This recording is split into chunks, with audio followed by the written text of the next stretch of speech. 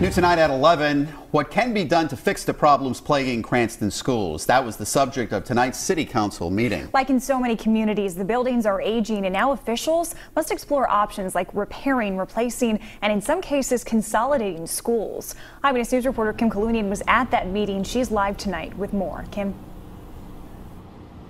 Well, Caroline and Mike, the big headline tonight is that this study found Cranston schools have close to $190 million in deficiencies. But the City Council president tells me that taxpayers shouldn't be hiding their pocketbooks just yet. A report on the state of city schools. What's really key here is that bottom line of the deficiencies or that condition information is $189 million in need.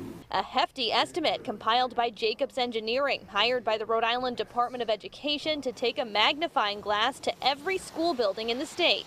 And it was stunning because nobody's going to come up with $190 million to renovate and rebuild our schools. Cranston Superintendent Janine Nadamasi speaking at a special Cranston City Council meeting Monday where the findings were unveiled. Well, I would venture to guess the number is not as large as they said it was, but you know, even if you take a percentage of it, it's still a large number we have to look at using. The report says the average age of the city's schools is 63 years old. Some, like Cranston East, were built in the 1920s.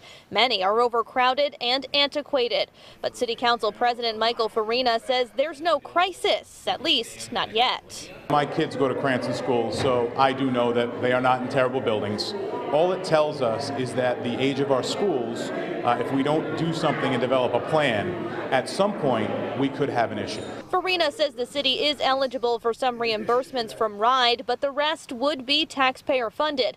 But there's no spending plan right now. He says the next step is assembling an action committee to take a look at the findings and then decide the next best steps. We do have to start planning for our future.